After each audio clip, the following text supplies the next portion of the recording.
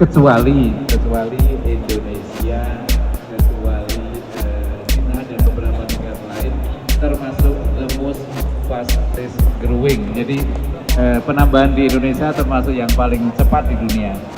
Ya itu tentu membuat kita agak pesimis. Namun kalau kita bekerja lebih dari sekarang ini kita kerjakan, karena masa kita bekerja itu bagus, sudah tidak bagus sekali, namun ternyata tidak cukup kalau kita lakukan kerjaan.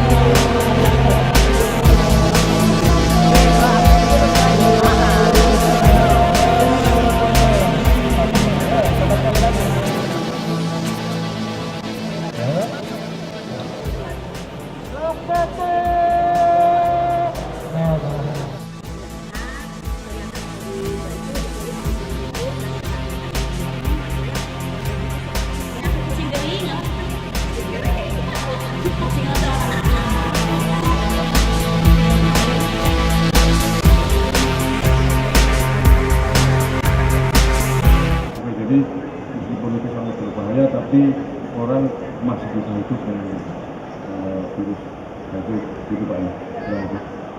Iya, tapi masalahnya adalah beberapa teman-teman Oda itu ada yang belum mulai, banyak itu yang belum mulai, dan sebagian aktivis repotnya situ. Yang kedua, kadang-kadang putus obat itu yang menjadi sulit untuk mengatasinya. Untuk yang belum mulai, saat ini ada beberapa terobosan karena dulu kita mulai kalau pasien sudah berat sekali. Pada berikutnya kita mulai walaupun belum ada gejala kalau limfositnya sudah kurang dari 200 yang disebut CD4. Kemudian mulai tahun lalu kita mulai dengan CD4 kurang dari 350. Terus sekarang ini WHO bahkan mulai berpikir untuk test and treat untuk daerah yang prevalensinya tinggi. Artinya tes kalau positif langsung obati berapapun CD4-nya, apapun kondisinya. Pak Haji, ada nggak teman-teman di LSM itu yang melakukan penanganan infeksi HIV? Sudah ada. Itu kegiatannya apa? Bisa di daerah atau di Jakarta. Maksudnya kalau di kegiatannya itu memberikan dukungan spesies pada anak-anak yang terinfeksi HIV, misalnya memberikan kayak semacam kayak teman bermain gitu. Mereka disuruh gambar atau berkumpul gitu ya sama teman-teman sebaya mereka, atau juga ada pertemuan untuk antara anak-anak yang tidak terinfeksi dan orang tuanya yang ODA, atau dengan anak-anak yang terinfeksi kita baurkan gitu, supaya mereka juga tidak merasakan perbedaan antara yang anak-anak yang terinfeksi atau tidak. Jadi ada dukungan untuk teman-teman ODA dan juga untuk anak-anak yang terinfeksi.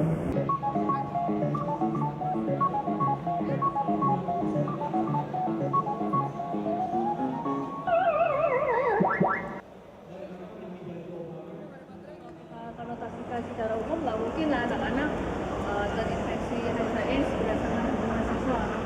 Secara tanda kutip tidak mungkin. Tapi kalau dengan fenomena anak jalanan, mau tidak mau mereka sudah dikondisikan begitu dan harus menghadapi situasi yang mungkin dengan pergaulan bebas yang belum tentu kemauan mereka sendiri. Terima kasih. Sebenarnya pertanyaannya ya. Nanti ya Pak Zahra ya, satu-satu dulu ya, dan dijawab tuntas. Nah, oke, Pak Haji atau Pak Zuberi mau jawab? Oke, saya menjawab pakai data dari Pelita Ilmu. Kebetulan Prof. Samsu dan saya dan Bu Wahyu sekarang ini mendirikan Yayasan Pelita Ilmu. Beberapa aktivitas lapangannya adalah di Blok M Mall, Blok M Plaza, kemudian di Mall Cijantung, dan juga di Kalibata, dan dulu juga di daerah Rawamangun, Arion Plaza. Data lapangan menunjukkan bahwa cukup banyak anak laki-laki yang tobolin, artinya dipaksa seksual oleh laki-laki dewasa di lapangan, ke satu. Terus pada remaja yang menggunakan narkotik itu ada yang memulainya sewaktu SD, jadi pada waktu sebelum dewasa. Jadi ada karena seksual, ada karena narkotik.